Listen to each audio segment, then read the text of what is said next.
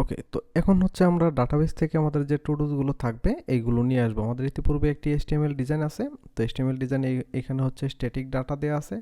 Database থেকে নিয়ে আসতে গেলে অবশ্যই আমাদের ডাটাবেজে ডাটা থাকা লাগবে। যেহেতু ডাটাবেজে ডাটা নেই, তো ফার্স্ট যেহেতু আমরা নিয়ে আসতে চাচ্ছি, তো সেই ক্ষেত্রে আমরা এখানে ম্যানুয়ালি দু একটা ডাটা এন্ট্রি দিতে পারি, কোনো প্রবলেম নেই।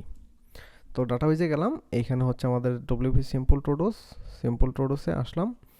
তো এখানে দেখেন স্ট্রাকচার অনেক কী কী আছে, টাইটেল আইডি এরকম অনেক কিছু। ওকে, কোনো প্রবলেম নেই।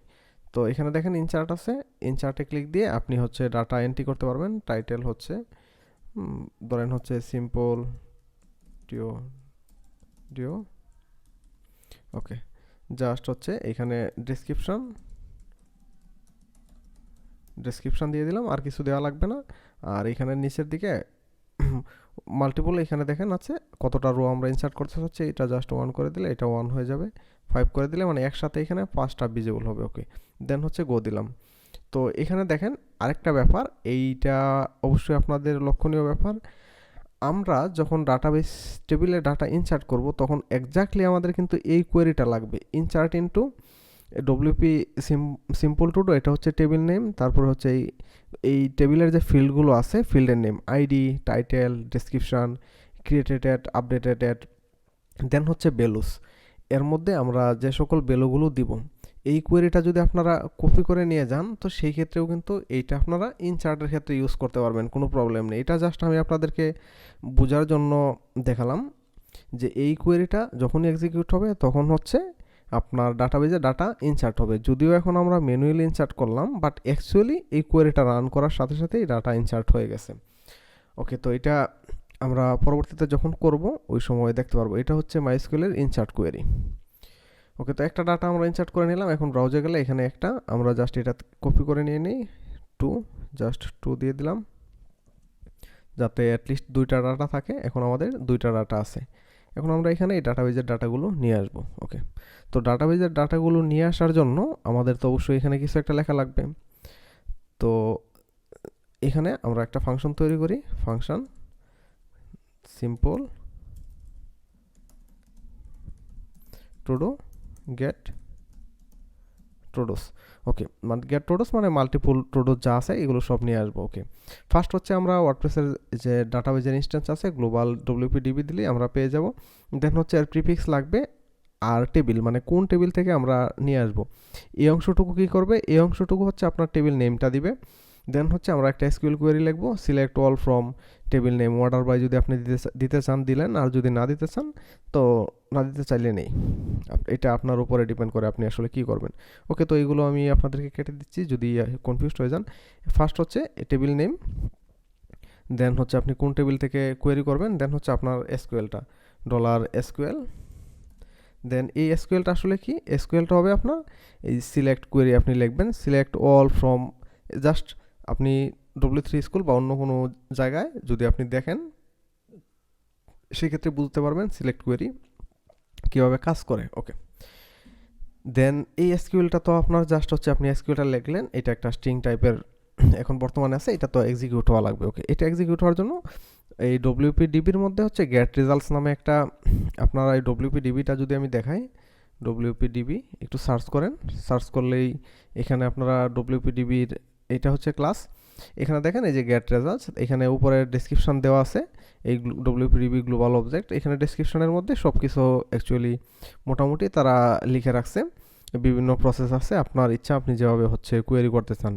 ওকে, তো এই হচ্ছে মেইন ব্যাপার। আপনি যদি একটা সিঙ্গেল রো নিতে চান কীভাবে সিঙ্গেল রো নেবেন, তো এখানে মোটামুটি তারা দিয়ে রাখছে। আর মেন ব্যাপার হচ্ছে আপনার এই মাইস্কুয়েলের কোয়েরিটা, এটা জাস্ট হচ্ছে তারা একটা প্রসেসে এক্সিকিউট করতেছে, দ্যাটস ইট। এটার আউটপুট টাইপ কীরকম হবে এইখানেও এটা বলে দেওয়া যায়, তো এটা নিয়ে কনফিউজ হওয়ার দরকার নেই। এটা যদি আপনি নাও দেন তখন হচ্ছে এসকিউএলটা দিলেন, সেক্ষেত্রে এটা কিন্তু কাজ করবে, কোনো প্রবলেম নেই। জাস্ট এটা আমরা এখান থেকে রিটার্ন করে দিই, ডাইরেক্টলি রিটার্ন করতে পারেন অথবা হচ্ছে এই ভেরিয়েবলটাকে রিটার্ন করতে পারেন। ওকে, জাস্ট এখন এই সিম্পল টুডোস গেট টুডোস যে আছে, এই গেট টুডোসটা আমরা হচ্ছে কল করে দিব। কই থেকে কল করে দিব, এই যে আমাদের যে টেবিলটা আছে যেখানে আমরা হচ্ছে টেবিলটা ভিউ করতেছি, এটা কোন জায়গায়, এটা হচ্ছে আমাদের এই মেথড থেকে সিম্পল টুডো অ্যাডমিন পেজ। অবশ্যই যেহেতু আমরা এই পেজে ডাটা পাস করব, তো সেই ক্ষেত্রে এইখানে এটা যদি আমাদের না থাকে এই পেজের উপরে, তো এটা কিন্তু পাবে না। তো এই টোডোসটা এখন এই পেজে অটোমেটিক্যালি পেয়ে যাবে। কিভাবে পাবে? কারণ হচ্ছে এই পেজের উপরেই তো এই ভেরিয়েবলটা আছে। এই পেজ এইখানে যে আমরা ইনক্লুড করলাম পেজটা, এটা এখানে থাকা যায় কথা, এই পেজের যে কন্টেন্ট এটা আলাদাভাবে থাকা যায় কথা, এইখানে যদি সেম এইখানে থাকতো টেবিলটা সেম, ওকে, যার ধরুন আমরা এই টোডোসটা এই পেজে পাবো। ওকে, তো ডব্লিউপি সিম্পল টোডোস এখানে গেলাম। এইখানে যাওয়ার পরে আমি যদি এখানে পিএইচপি লিখি, যে কোনো জায়গায় লিখতে পারি, আমি আপনাদেরকে ফার্স্ট দেখাই, হচ্ছে পিএইচপি ক্লোজ করলাম, দেন এখানে হচ্ছে বারডাম টোডোস, দেন এক্সিট। ওকে, তো এখানে দেখেন এই যে আমাদের ডাটাবেজের যে ডাটাগুলো আছে সবগুলো কিন্তু চলে আসছে প্রপারলি, কোনো প্রকার কোনো প্রবলেম নেই। ওকে, যদি কোয়েরিতে কোনো প্রবলেম হয় সেই ক্ষেত্রে এটা আসলে চলে আসবে না, আপনারা একটু কেয়ারফুলি ব্যাপারটা দেখবেন। ওকে, আর যদি আপনারা এইখানে লিখতে কোনো প্রবলেম হয় সেক্ষেত্রে আমি আপনাদেরকে আরেকটা প্রসেস দেখাচ্ছি, সেম মানে ডাটাবেস থেকে আপনি দেখে নিতে পারবেন। ডব্লিউপি টোডোতে যাবেন, আপনার হচ্ছে এই যে ডব্লিউপি সিম্পল টোডোতে গেলেন, এইখানে দেখেন এই যে সিলেক্ট কোয়েরি, তারা হচ্ছে বাই ডিফল্ট যখন আপনি যাবেন এই টেবিলে বাই ডিফল্ট হচ্ছে ডাটাগুলো যখন সিলেক্ট করে এখানে হচ্ছে একটা কোয়েরি এক্সিকিউট হয়, select all from WP simple to do. Just এই কোয়েরিটাও যদি আপনি কপি করে নিয়ে আসেন, এইটার ওইখানে লেখা কোয়েরি এক্স্যাক্টলি সেম, জাস্ট এখানে হচ্ছে সাথে অর্ডার বাই আইডি ডিসেন্ডিং দেওয়া আছে, আর কিছু নেই। তারপর হচ্ছে এটা গেট রেজাল্টসের মধ্যে এসকিউএলটা আপনি পাস করে দিতেছেন, দেন ফাইনালি হচ্ছে এই আইটেমটা এখান থেকে রিটার্ন করা। ওকে, দেন আমরা এই টেবিলে যাই, টেবিলের এখানে আমরা বাকি যে সকল রো আছে সবগুলো রো কেটে দিই, জাস্ট উপরের একটা রো রাখবো, এইখানে হচ্ছে আমরা ফর ইচ লুপ চালাবো, জাস্ট পিএইচপি ফরিস। তো ফরিস কীভাবে কাজ করে এটা আপনারা অবশ্যই জানেন, এটা যদি না জানেন তাহলে কিভাবে হবে, এটা অবশ্যই আপনাদের জানা উচিত, আদারওয়াইজ তো আপনি মানে প্লাগইন ডেভেলপমেন্ট করতে পারবেন না। ওকে, তো ফরিস টোডোস থেকে ইন্ডিভিজুয়াল টোডো আমরা পেয়ে যাব, দেন হচ্ছে এই ফরিস লুপটা ক্লোজ করব, কোন জায়গায় ক্লোজ করব হচ্ছে আমরা এই টিআরের নিচে। ওকে, তো এখন কি হবে, এই সেম জিনিসটা দেখবেন আমাদের যত ডাটা আছে দুইটা, এটা দুইবার রিপিট হচ্ছে, আমাদের এই স্ট্যাটিক ডাটা রিপিট হচ্ছে কারণ এখানে আমরা ডাইনামিক ভেরিয়েবল প্লেস করি নাই। যদি আরও ডাটা থাকতো সেই ক্ষেত্রে এখানে সেম জিনিসটা তিনবার রিপিট হয়ে যেত। ওকে, তো আমরা এখন এই টোডো থেকে হচ্ছে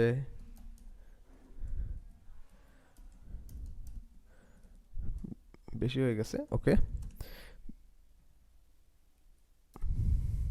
এই টোডো এখন যদি আমরা ইকো করি, ইকো টোডোর মধ্যে হচ্ছে টোডোর মধ্যে কী কী আছে, টোডোর মধ্যে হচ্ছে আমাদের এই যে ডাটাবেজের যা কিছু আছে, ডাটাবেজের যে কলামগুলো আছে এই সবগুলো আছে এখানে, এই যে ID, title, description, created, updated, এই সব কিছু কিন্তু এখানে আছে। আমি যদি আপনাদেরকে একটা দেখাই, এখানে যদি একটা বারডাম করি, বারডাম হচ্ছে টোডো, দেন হচ্ছে এক্সিট। বারডাম না করে যদি প্রিন্টার করি তো সেই ক্ষেত্রে আর একটু ভালো বুঝতে পারবেন।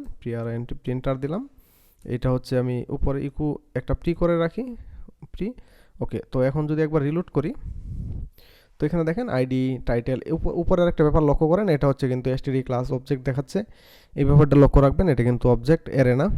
ID, title, description, created, updated. Okay, তো সব ফিল্ড দেখাচ্ছে, এইটাই দেখানোর ছিল। এখন হচ্ছে আমরা জাস্ট কি করব, কি হয়ে গেল এখানে, ওকে, এই পিএইচপি ট্যাগ কেটে গেছিলো, জাস্ট এই সিমিলারভাবে এইখানে যে আইডি দিয়ে রাখছি, এখন দেখবেন এই আইডিগুলো কিন্তু আমাদের ডাইনামিক হয়ে গেছে, এইখানে কিছু একটা মিসম্যাচ হয়ে গেছে, তো যার ধরনের হ্যাঁ ট্যাগ কেটে গেছে, তো ট্যাগ কেটে যাওয়ার কারণে এমন দেখাচ্ছিল। ওকে, তো এখানে দেখেন 2 1 এরকম দেখাচ্ছে, কারণ কি, কারণ হচ্ছে এখানে আমরা যে কোয়েরিটা লিখে রাখছি এখানে অর্ডার বাই ডিসেন্ডিং দেওয়া, এটা যদি আমরা অ্যাসেন্ডিং দেই তো সেই ক্ষেত্রে হচ্ছে এটা 1 থেকে শুরু হবে, 1 2। ওকে, তো শুধুমাত্র আইডিটা আমরা কি করলাম, টেবিলটা কোন জায়গায় আমাদের, হ্যাঁ সিম্পল টোডো টেবিল। ওকে, শুধুমাত্র এখানে আইডিটা আমরা ইকো করে রাখছি, আর কিছু কিন্তু ইকো করে নেই। তো সিমিলারভাবে সব কিছু আমরা ইকো করব। তো তার পূর্বে আরেকটা বিষয় আমি আপনাদেরকে দেখিয়ে নিয়ে আসি প্লাগইন ডেভেলপার হ্যান্ডবুকস থেকে। এই বিষয়টা অবশ্যই আপনারা লক্ষ্য রাখবেন, যা আমরা স্কিপ করে গেছিলাম, এটা হচ্ছে প্লাগইন সিকিউরিটি। এখন আমরা হচ্ছে আউটপুট নিয়ে কাজ করতেছি, মানে ফ্রন্ট এন্ডে হোক ব্যাক এন্ডে হোক, মানে ডাটা হচ্ছে আমরা ইকো করতেছি, মানে হচ্ছে ডাটা দেখাচ্ছি, ডাটাবেজে সেভ করতেছি না। ডাটাবেজ থেকে আমরা যখন ডাটা নিতেছি তখন হচ্ছে আমরা ইউজ করব এই যে সিকিউরিং এসকেপিং আউটপুট, মানে আউটপুটের জন্য। আর যখন ডাটা আমরা ডাটাবেজে সেভ করব তখন হচ্ছে এই স্যানিটাইজিং ইনপুট ইউজ করব। তো এই বিষয়টা অনেকেই কনফিউজড হয়ে যান কখন কি ইউজ করবেন। ওকে, তো এটার যে এসকেপিংয়ের ফাংশনগুলো আছে এগুলো আমরা একটু দেখি। এসকেপিং আউটপুট, তো এখানে দেখেন বেশ কিছু ফাংশন আছে, মানে খুব বেশি না, এখানে বেশ কিছু ফাংশন আছে 4-5টা। এগুলোর হচ্ছে তারা এক্সাম্পল সহ দিয়ে রাখছে কোনটা কখন কিভাবে কাজে লাগে, আপনারা জাস্ট একটু পরে দেখবেন। আমি হচ্ছে আপনাদেরকে টোটাল লিস্টটা দেখাই। এখানে দেখেন this are helper function, combine লেখা, এইচটিএমএলই, এখানে দেখেন এট্রিবিউট এক্স। তো এই যে ব্যাপারটা, একটা দেখেন সাথে ই সহ আছে, আরেকটা হচ্ছে ই ছাড়া। তো যেখানে এখানে দেখেন উপরে একটা এক্সাম্পল দিছে হেলো ওয়ার্ল্ড, এর নিচেও হচ্ছে হেলো ওয়ার্ল্ড। যার সাথে ই আছে আন্ডারস্কোরি, এটা মানে হচ্ছে ডাইরেক্টলি ইকো করে দিচ্ছে। আর যদি আপনি আন্ডারস্কোরি না ইউজ করেন কোনো কিছুতে, তখন হচ্ছে ম্যানুয়ালি আপনার এর পূর্বে ইকো ওয়ার্ডটা ইউজ করা লাগবে। এই হচ্ছে ব্যাপার। যেগুলোতে ই আছে মানে আপনার ইকো করে দিচ্ছে, আদারওয়াইজ আপনার ইকো করা লাগবে। আর এই সবগুলো হচ্ছে এসকেপিং আউটপুট এসকেপিংয়ের ফাংশন। এখানে উপরে আরও কিছু আছে, জেএস সিএসএস এরকম টাইপের। ওকে, তো আমরা এট্রিবিউট যদি টাইপের কোনো কিছু থাকে সেই ক্ষেত্রে এট্রিবিউট ইউজ করব। আর যদি এট্রিবিউট টাইপের কিছু না থাকে, নর্মালি ডাটা থাকে, সেই ক্ষেত্রে এইচটিএমএল ইউজ করব। এখানে দেখেন এই যে এটা হচ্ছে এইচটিএমএল ইউজ করছে। এটা কারণ হচ্ছে এটা নর্মাল একটা ডাটা। নিচের দিকে দেখেন এখানে এক্সাম্পল, তাদের কিছু এক্সাম্পল থাকার কথা, আমরা দেখি।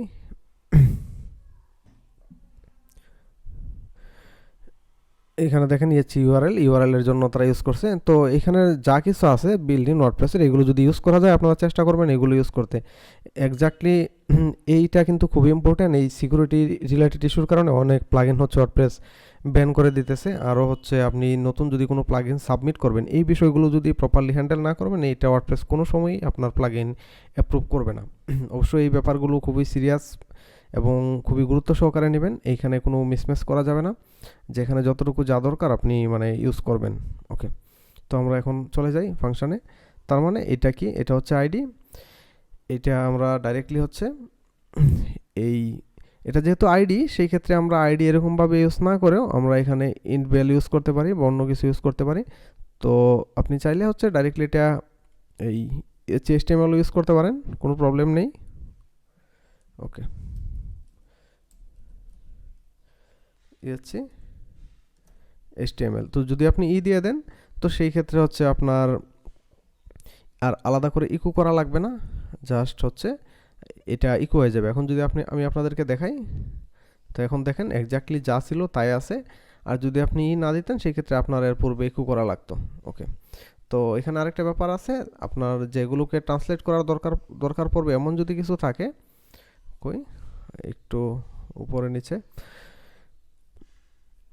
এইখানে দেখেন কোন দিকে গেল, হেলো ওয়ার্ল্ড ছিল এখানে একটা, হ্যাঁ এখানে দেখেন যদি আপনার ট্রান্সলেট করার মতন কিছু থাকে টেক্সট ডোমেন, সেক্ষেত্রে আপনি সাথে টেক্সট ডোমেনে দিতে পারেন। যদি ট্রান্সলেট করার দরকার না পড়ে এমন কোনো কেস থাকে বা এমন সিনারিও থাকে, তখন আপনি হচ্ছে টেক্সট ডোমেন দিবেন না, কোনো প্রবলেম নেই।